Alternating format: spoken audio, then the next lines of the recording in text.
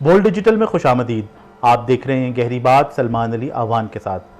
Viewers, आज जो बात आपसे करने जा रहे हैं वो गहरी बात तो है, लेकिन वो बहुत एक नुमायां और वाज़ेह बात भी है कि वो आपको, मुझे, हम सबको दिखाई भी देती है।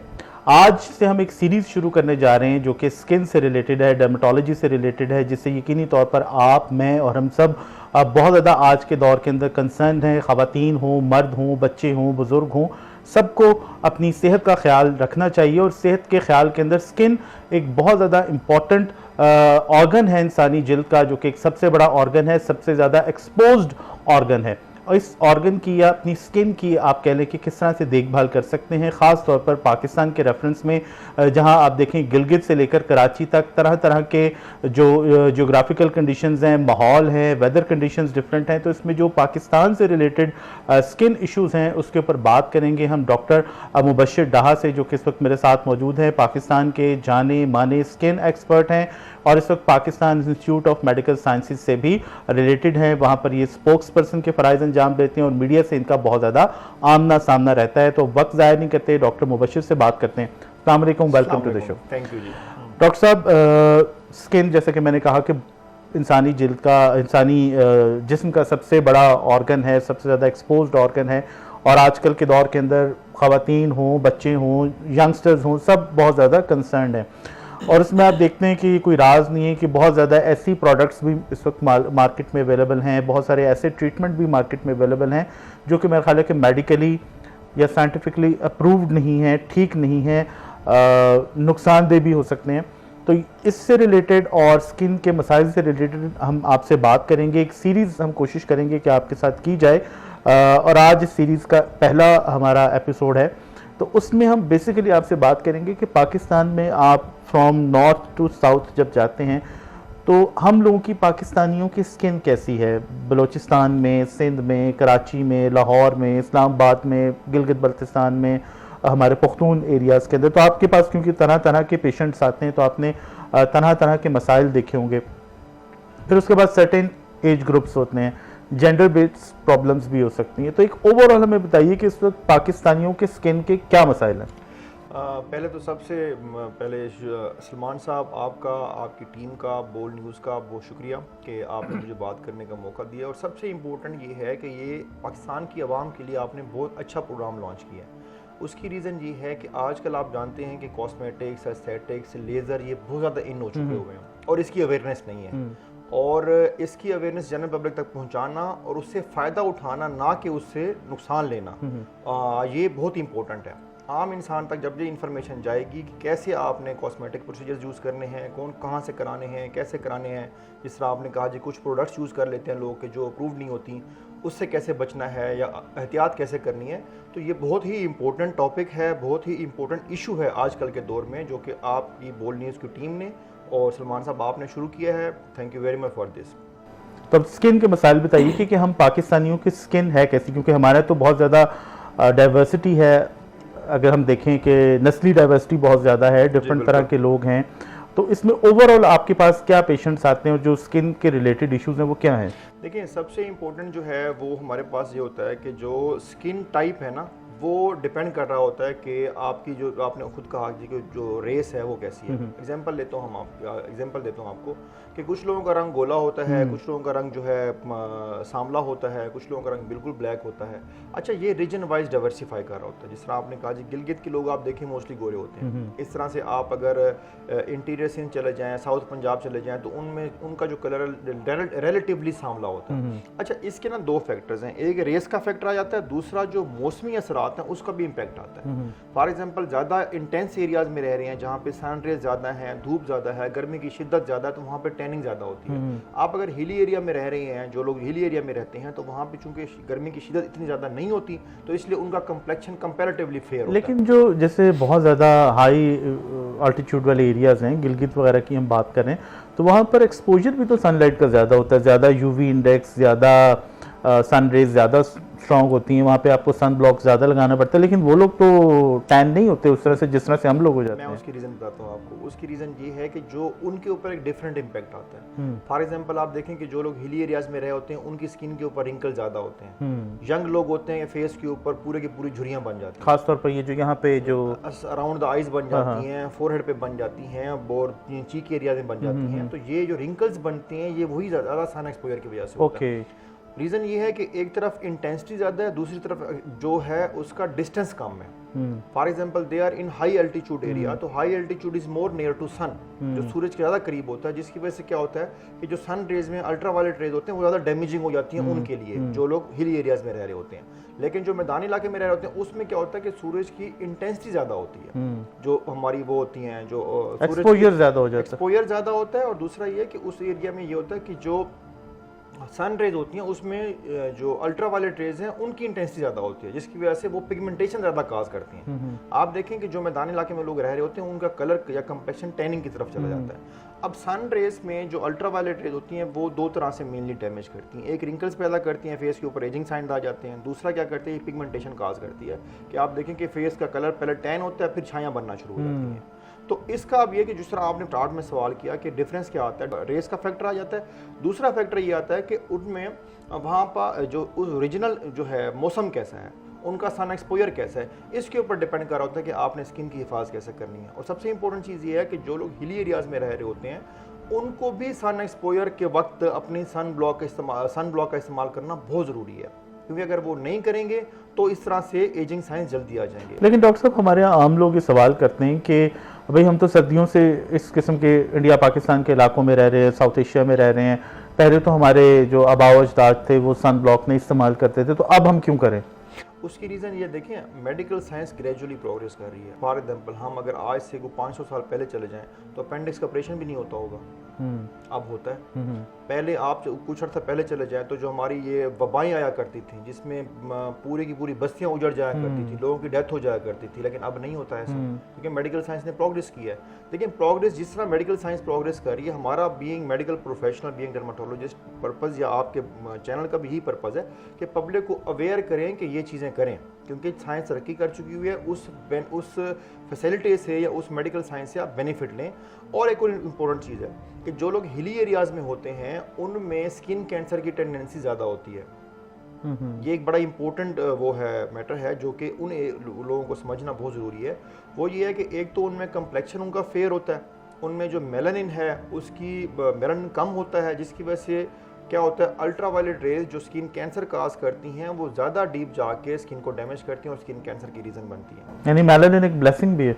Melanin is a blessing. उसकी रीज़न ये है कि जो हमारा विटिश कलर है, जो कि हम लोग अक्सर हम गोरा होने का हमें बहुत शौक होता है और हम बड़ी एफर्ट भी कर रहे होते हैं, लेकिन ये एक ब्लेसिंग है।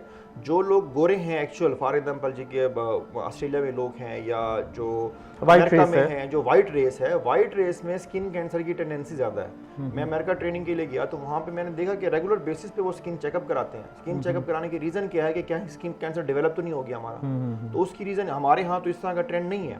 उसकी रीज़न ये है कि हमारे यहाँ स्किन कैंसर की प्रेवलेंस कम है कंपेरेटिवली, उधर ज़्यादा है। लेकिन वहाँ पे वो जो एक मखसूस मौसम आता है उसमें सन बाथ लेने का ट्रेंड भी बहुत ज़्यादा है। सन बाथ लेते हैं but with the protection, sun block use करने के बाद। और एक और इम्पोर्टेंट चीज़ ये है कि सन ब्लॉक की सन रेज को या अल्ट्रावायलेट रेज के जो डैमेजिंग इफेक्ट है उसको कंट्रोल करने की एक सर्टन कैपेसिटी है। ऐसा नहीं है कि जो सुबह सन ब्लॉक लगाया और आप जाके धूप में लेट गए और आप सन बाथ ले रहे और शाम तक आपने वही सन ब्लॉक लगाए रखना है। उसमें ये होता है कि 2 से 3 घंटे अगर आपका रेगुलर एक्सपोजर है सन का, तो 2 से 3 घंटे के बाद सन ब्लॉक की अल्ट्रावायलेट रेज को ब्लॉक करने की कैपेसिटी कम हो जाती है। चलिए सन ब्लॉक की तरफ भी अभी हम आएंगे, लेकिन अभी हम पाकिस्तान के ऊपर बात करते हैं कि हमने बात की कि हमारे जो हिली एरियाज़ हैं या हमारे जो मैदानी एरियाज़ हैं उन दोनों के अंदर ये एक बेसिक डिफरेंस है, रेस का डिफरेंस है, सन एक्सपोजर का डिफरेंस है। आजकल के दौर के अंदर जो हम जब स्किन ट्रीटमेंट की बात करते हैं या स्किन से रिलेटेड डिजीज़ की बात करते हैं तो आमतौर पर स्किन ट्रीटमेंट का मतलब ये समझा जाता है कि आपने कुछ इंजेक्शंस लगवा लिए, आपने रंग गोरा करा लिया। तो स्किन से रिलेटेड पाकिस्तान के अंदर या आपके पास एक तो ट्रीटमेंट के लिए लोग आते हैं ना एस्थेटिक बुनियादों के ऊपर, लेकिन स्किन के मसाइल क्या हैं जो बताओ डॉक्टर आप देखते हैं? हम इस वक्त कॉस्मेटिक्स की या एस्थेटिक्स की बात नहीं कर रहे, मसाइल क्या हैं पाकिस्तानियों के? देखिए मसाइल तो जो एक तो है स्किन की डिजीजेज जिसको हम क्लिनिकल डिजीज बोलते हैं। मसलन ये कि हमारे पास सोराइसिस के लोग आते हैं, वाइट लाइको के आते हैं, हमारे पास सीबोरिक डर्मेटाइटिस के आते हैं। इनको जरा आम जुबान में भी बताइए ना, देसी जुबान में ये क्या क्या बीमारी मैं आपको बता, तो सबसे ज्यादा जो हमारे पास पेशेंट रिपोर्ट होते हैं ना, जो ज्यादा लोग हैं वो एक्नी के होते हैं, जो फेस के ऊपर दाने निकल के आते हैं। या आपने भी सुना होगा कि वो कुछ लोग उसको जवानी दानों का नाम देते हैं, कुछ लोग क्या नाम देते हैं। तो वो जो पिंपल्स है ना उनको निकलते हैं, उसके ऊपर भी लोग अपने एक्सपेरिमेंट्स करते हैं, जिसकी वजह से क्या होता है कि बाद में फिर फेस के ऊपर स्कार्स बन जाते हैं या फिर पिगमेंटेशन हो जाती है, जिसको फिर फर्दर कॉस्मेटिकली ट्रीट करना पड़ता है, और वही मुश्किल काम है। तो बीइंग डॉक्टर हम हमेशा एडवाइस करते हैं कि आपको जब पिंपल्स निकल रहे हैं उसका सादा सा इलाज, आप सिंपल ट्रीटमेंट लें और अपनी उससे क्या कहते हैं ना कि उसके साइड इफेक्ट से बच जाएं। जब होता क्या है कि सर्टेन टाइम तक वो उसको इग्नोर करते रहते हैं, फिर एक स्टेज के बाद आके ट्रीटमेंट लेना शुरू करते हैं और फिर स्कार्स का हमें ट्रीटमेंट करना पड़ता है, जो कि मुश्किल काम है। अच्छा, पिंपल्स और उसके बाद एक्नी। दूसरा बात ये है कि एक्नी को हम पिंपल्स बोलते हैं आम जबान में। दूसरा ये है कि हमारे वो है जो वाइट लाइगो है, जिसको हम आम जबान में फुलबेरी बोलते हैं आई थिंक। और तीसरा जिस तरह से फुलबेरी ये है कि जिस तरह वो वाइट पैचेस बन जाते हैं स्किन के ऊपर, इस तरह की पेशेंट हमारे पास रिपोर्ट होते हैं।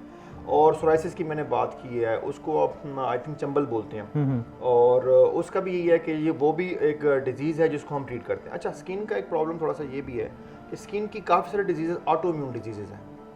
ऑटो इम्यून डिजीज़ ये है कि हमारा अपना इम्यून सिस्टम जो है बॉडी के अगेंस्ट काम शुरू कर देता है, जिसकी वजह से वो डिजीज़ हो जाती है। अच्छा, इसमें फिर आगे से एक और प्रॉब्लम ये है कि इसके फैक्टर्स या इसकी जो कॉजेज़ हैं वो अननोन है, तो हमें इसको सिम्टोमेटिकली ही ट्रीट करना पड़ता है। फॉर एग्जांपल जी कि अगर आप कोई प्रॉब्लम हो गया हुआ है, सोराइसिस किसी जगह पे हो गई हुई है, तो उसको हम ट्रीट करते हैं, वो ठीक हो जाती है। लेकिन 100% ट्रीटमेंट की तरफ हम पेशेंट को श्योर नहीं करा सकते, क्योंकि वो ऑटोइम्यून डिजीज़ है, वो नेक्स्ट भी ट्रिगर हो सकती है। एक तो आजकल वो जब से कोविड आया उसके बाद से इम्यूनिटी भी लोगों का बहुत ज्यादा जोर है, और है, लोग इम्यूनिटी जो है ना समझते हैं कि हम कुछ खा पी के अपनी इम्यूनिटी जो है ना वो ठीक कर लेंगे। खैर इसके ऊपर बाद में हम बात करेंगे। हमने भी बात कर ली जो पाकिस्तान के नॉर्थ टू साउथ के साउथ टू नॉर्थ मसाइल हैं, उसके ऊपर बात कर ली आपने। कुछ मेजर डिजीजेस या प्रॉब्लम्स जो हैं लोगों के वो शेयर कर लिए। इसके अलावा आजकल स्किन ट्रीटमेंट का बहुत ज़्यादा वो है ट्रेंड है, जिसके अंदर लेज़र भी आ जाता है, जिसके अंदर कॉस्मेटिक सर्जरी भी आ जाती है, जिसके अंदर कुछ इंजेक्शंस भी आ जाते हैं, जिसके अंदर बोटॉक्स भी आ जाता है। तो मुख्तलिफ किस्म की चीज़ें जो चल रही हैं, इनके बारे में थोड़ा सा बताइएगा। आज क्योंकि पहला प्रोग्राम है तो हम आपसे एक तरह से मोटी मोटी बात जो है वो करेंगे, उसके बाद फिर वन बाय वन चाहे हम एक्नी का प्रॉब्लम हो उसको डिस्कस करें, चाहे ट्रीटमेंट हो उसको डिस्कस करें। तो आज हम बात करें जो बेसिक इश्यूज हैं। तो जो ट्रीटमेंट्स हैं आजकल पाकिस्तान में कौन से ट्रेंड में हैं, और सबसे ज़्यादा जो ट्रीटमेंट जिसको आप कह लें कि लोग क्या करवाना चाहते हैं, क्या सब गोरा होना चाहते हैं? देखिए, गोरे होने का बहुत बड़ा क्रेज है। अब ये मर्द और खवातीन दोनों में, मर्दों में कम है कंपैरेटिवली। कॉस्मेटिक्स जो है या जो ब्यूटिफिकेशन का जो एक वो है ना चार्म है, वो ज़्यादा खवातीन में पाया जाता है, लेकिन ये कि मर्द भी चाह रहे होते हैं। अब हम हमेशा अपने क्लाइंट्स को ये गाइड करते हैं कि आप बजाय गोरे होने पे फोकस करने के आप अपनी स्किन की हेल्थ के ऊपर फोकस करें। अगर आपकी स्किन हेल्दी है, कंप्लेक्शन आपका फेयर है या आपका कंप्लेक्शन डार्क है, दोनों सूरतों में आपकी स्किन खूबसूरत है। लेकिन अगर आप उसको सांवला कलर है या डार्क कंप्लेक्शन है और उसको आप गोरा करने के लिए कोई ऐसे मेथड यूज़ कर लेते हैं जो कि अप्रूव नहीं है, जो कि मेडिकली वो नहीं है, उसको मेडिकल साइंस उसको अप्रूव नहीं करती, तो वो आपकी स्किन को डैमेज करते हैं। हम उस चीज़ से रोकते हैं। आपने बात की कि मोटे मोटे जो ट्रीटमेंट्स हैं हमारे, या फिर हम जो वो है कि क्या कहना चाहिए कि जो जनरल हमारे ट्रीटमेंट्स हैं वो क्या हैं। लेज़र हेयर रिमूवल के लिए काफ़ी सारे हमारे पास पेशेंट्स हाँ, ये एक बहुत इंपॉर्टेंट लेज़र हेयर रिमूवल के लिए, उसमें खवातीन मोस्टली खवातीन के फेस के ऊपर बाल आ जाते हैं, बॉडी के ऊपर हेयर ग्रोथ बढ़ जाती है, कोई हार्मोनल प्रॉब्लम्स आते हैं तो उसके बाद ये होता है। ये हमारे पास पेशेंट ज़्यादा आते हैं, क्लाइंट ज़्यादा आते हैं। दूसरा ये कि पिगमेंटेशन के लिए लोग आते हैं जिनके फेस के ऊपर पिगमेंटेशन ज़्यादा हुई होती है और वो छायों का ट्रीटमेंट कराने के लिए आते हैं। उसकी फिर हमारे पास डिफरेंट ऑप्शन है, हम लेज़र कर सकते हैं, इम्यूनोथेरेपी कर सकते हैं, और हमारे पास ऑप्शन है ग्लूटाथायोन इंजेक्शन गोरा होने के लिए, जो इंजेक्शन लगवाने के लिए लोग आते हैं।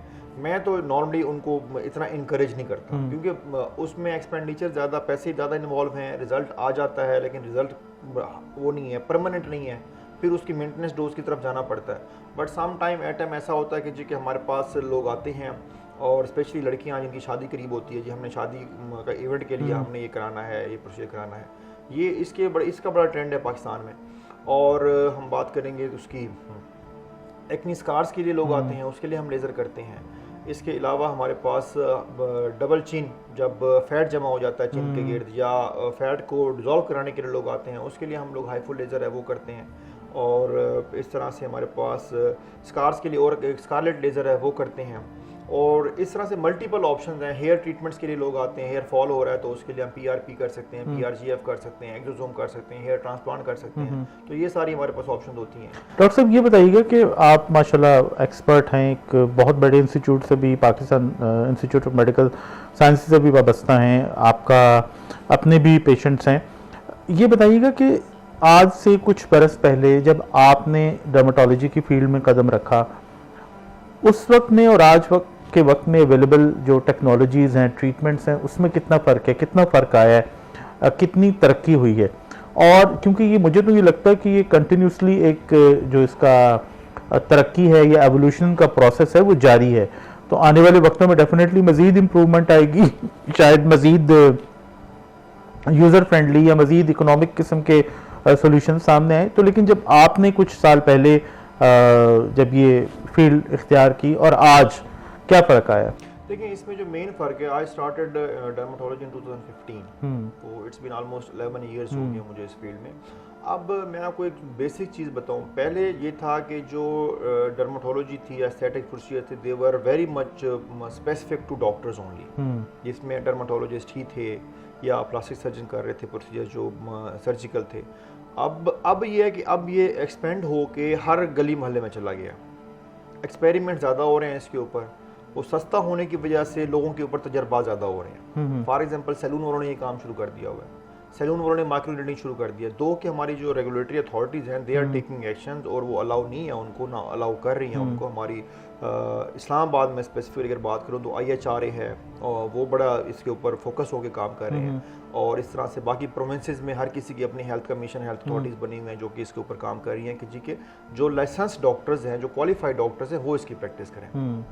एक तो ये ट्रेंड बहुत ज़्यादा हो गया हुआ है, और लोगों को ही हमें आपके तवज्जो से, मीडिया के तवज्जो से अवेयरनेस देने की ज़रूरत है कि इसकी प्लीज़ स्किन के ऊपर एक्सपेरिमेंट ना करें। अगर फॉर एग्जांपल जी चले गए किसी जगह पे, आपने एक बड़ा सस्ता सा प्रोसीजर करा लिया होगा, आपको लगा और आपको यकीनन उन्होंने कन्विंस किया होगा या मार्केटिंग टैक्टिक्स यूज़ किए होंगे कि जी आप ये कराएं, आपको बड़ा अच्छा रिजल्ट आएगा, और स्किन ख़राब हो गया, तो दे एंड अप विद डर्मेटोलॉजिस्ट। तो डर्मेटोलॉजिस्ट के पास ही आएंगे, तो फिर जब स्किन डर्मेटोलॉजिस्ट के पास आएंगे तो फिर वो स्किन डैमेज हो चुकी होती है, हमारे लिए फिर इतना ईजी नहीं होता उसको ठीक करना, मतलब इट टेक्स टाइम। तो वो फिर सारा फाइनेंशियली सफ़र कर रहा होता है हमारा क्लाइंट, जो इमोशनली सफ़र कर रहा होता है। फिर मोस्टली ऐसा होता है कि शादी हुई होती है रिसेंटली बच्चियों की, तो वो सफ़र कर रही होती हैं कि वो यकीनन इवेंट्स हो रहे होते हैं फैमिली में, उसके उनका चेहरा डिस्टर्ब हो चुका होता है। तो ये सारी चीज़ें हैं, तो इसलिए मैं तो ये रिकमेंड करूँगा कि आप इस चीज़ से अवॉइड करें। जो आपने सवाल किया जी कि क्या चेंज है, एक तो ये थोड़ा सा हो गया है, दूसरा ये है कि जो ट्रेनिंग्स हैं वो बढ़ गई हुई हैं। मतलब ये कि देखें, ये चीज़ें तो ग्रेजुअली, और मेडिकल साइंस और स्पेशली अगर मैं बात करूँ एस्थेटिक मेडिसिन और कॉस्मेटिक डर्मेटोलॉजी, ये तो बहुत रैपिडली ग्रो कर रही है। अब उसमें ये कि जिस तरह से हम लोग हैं, फॉर एग्जांपल 11 साल हो गए, उसके बावजूद भी we need to keep ourself updated. मैं खुद अमेरिका गया ट्रेनिंग करने के लिए, हम और जितने भी हमारे सीनियर डॉक्टर्स हैं, हम लोग हैं, जितने भी लोग हैं, वो सारे के सारे अपने आप को अपडेट रखने के लिए रेगुलर ट्रेनिंग्स करते हैं, ताकि हमें जो भी नॉलेज अपग्रेड हो रहा है या फिर जो नॉलेज वो हो रहा है, चीज़ें नई डेवलप हो रही हैं, मशीन्स नई आ रही हैं या फिर प्रोसीजर्स नए इंट्रोड्यूस हो रहे हैं, तो वो सारे के सारे हम लर्न करें और अकॉर्डिंगली ही इंटरनेशनल प्रोटोकॉल करते हुए हम फॉलो करें। तीसरा ये है कि लोगों में अवेयरनेस आ गई है, अवेयरनेस भी ज़्यादा आ गई है लोगों में। पहले जो फॉर एग्जांपल जाके लेज़र जाके आपने थ्रेडिंग करा ली या वो कर ली, वैसे घर पे बैठ के रिमूव कर ली, अब लोग लेज़र की तरफ मूव कर रहे हैं। मतलब दे नो कि जी क्या हमारे पास ये ऑप्शन है और हमें ये कराना चाहिए, अवेयरनेस बढ़ गई है लोगों में, ये एक चेंज आया है। और एक प्रॉब्लम ये है कि फिर अवेयरनेस के साथ साथ हमारी चूँकि लाइफ स्टाइल चेंज हुआ है, लोगों में ये जंक फूड और ये चीज़ें बढ़ी हैं, तो वो मसाइल भी बढ़े हैं, जो कि आज से जो आपने बात की कि 11 साल पहले वैसे नहीं थे। हमारी जो यंग जनरेशन है, अब अगर हमने बात की थी हेयर ग्रोथ की, फेस के ऊपर लड़कियों के या बच्चियों की हेयर ग्रोथ हो जाती है, वो एक नॉर्मल फीचर नहीं है। पहले अगर हमें 5 में से 1 या मैक्सिमम ज़्यादा से ज़्यादा 2 की हेयर ग्रोथ होती थी, तो अब जो है ना हमें 3 की मिल जाती है। मतलब ये कि इस तरह की रेशो हो गई है। पहले हार्डली, मतलब अगर हमने 10 लोगों को मिले हैं तो 10 में से 1 या 2 लोग होते थे जिनके फेस के ऊपर हेयर ग्रोथ हो रही थी। अब 10 में से ना 4 या 5 के फेस के ऊपर हेयर ग्रोथ होती है। उसकी रीज़न वो लाइफ स्टाइल है। मतलब ये चेंजेस आई हैं। और चीज़ें इम्प्रूव हो रही हैं ग्रेजुअली, लोगों में अवेयरनेस ज़्यादा आ रही है और साथ साथ ये मेल प्रैक्टिसेस भी चल रही हैं। अच्छा, इसमें हम थोड़ी सी गुफ्तगू को कंक्लूड करते हैं कि हमने जो बेसिक्स हैं वो डिस्कस कर ली और जो बाकी इंशाल्लाह एस्पेक्ट्स हैं हम वो नेक्स्ट प्रोग्राम के अंदर भी डिस्कस करेंगे। इस वक्त जो स्किन से रिलेटेड इश्यूज़ हैं, जो लोग स्किन से रिलेटेड इश्यूज़ का शिकार हैं, उसके लिए मेरे ख्याल मुझे जो आपकी गुफ्तगू से अंदाज़ा हुआ है वो सबसे इम्पॉर्टेंट चीज़ है, बल्कि शायद किसी भी बीमारी के हवाले से, वो है प्रिवेंशन। कि आप उस चीज़ को होने ही ना दें, अपना लाइफस्टाइल बेहतर करें। अगर आप कोई स्किन ट्रीटमेंट करवाना चाह रहे हैं तो उसके बारे में पहले जान लें, किसी एक्सपर्ट के पास जाएं।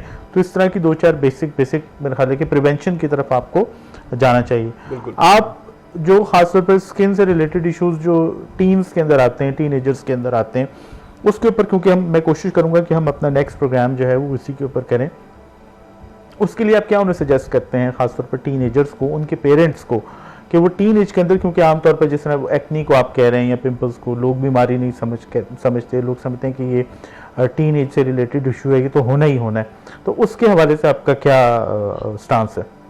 देखिए, मेरा एक सबको ये मैसेज होगा, वो ये कि एक तो अपनी स्किन की हिफाजत करें, रेगुलर सन ब्लॉक यूज़ करें। आप ये समझते हैं कि टीन एज में स्किन हेल्दी होती है, बॉडी यंग होती है, वो सन में जाएं, वो जहाँ मर्जी जाएं तो स्किन को कोई फ़र्क नहीं पड़ता। But keep it in mind, ऐसा नहीं होता जी कि हेल्दी स्किन है, आप 2 दिन सूरज में जाएंगे तो तीसरे दिन पिगमेंटेशन हो जाएगी। इट टेक्स टाइम, लेकिन वो 2 दिन जाना ही स्किन को डैमेज करता है। तो आपने मतलब आप क्यों एक्सपोज हो कि अपने स्किन को डैमेज कर रहे हैं? तो इसलिए रेगुलर सन ब्लॉक यूज़ करें, हेल्दी डाइट लें, जो वाटर इनटेक है वो बढ़ाएं। ये जो टीनेज का आपने सवाल किया, ये पेरेंट्स के लिए है कि जी कि उनको पानी प्रॉपर पिलाएं। आजकल के लोग जो जंक फूड ज़्यादा लेते हैं, फिजी ड्रिंक्स ज़्यादा लेते हैं, पानी की बात कर लें, फ्रेश जूसेस की बात कर लें, उनका इनटेक बहुत कम है, वो ज़्यादा दें। तीसरा ये है कि अगर पिंपल्स निकल आए हैं तो काइंडली डॉक्टर से कंसल्ट करके उसका इलाज करें और टाइमली इलाज करें। इन स्पाइट ऑफ दिस कि जी कि आप उसका वेट करते रहें कि जी कि हमारी स्किन ठीक हो जाएगी, ये ख़त्म हो जाएंगे, आज निकली हैं तो 2 दिन में।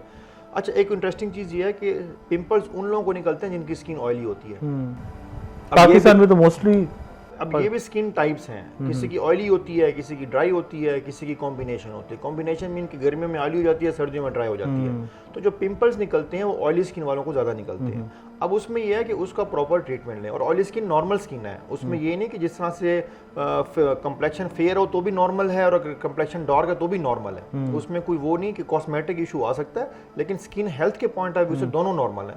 तो ऑयली स्किन भी नॉर्मल है, उसका एक प्रॉब्लम है कि उसमें एक्नी होती है या उसमें पिंपल्स निकलते हैं, तो उसका प्रॉपर इलाज करें। पेरेंट्स के लिए यह कि अगर एक्नी हो गई है तो उसका टाइमली इलाज करें ताकि उसके जो साइड इफेक्ट्स हैं उससे बच्चे बच सकें। और जो एक्नी का या जो पिंपल्स फेस के ऊपर निकलते हैं, इसका कॉन्फिडेंस के ऊपर अच्छा खासा इंपैक्ट आता है, बहुत ज़्यादा। इवन के सुसाइडल केसेस रिपोर्ट हुए हैं।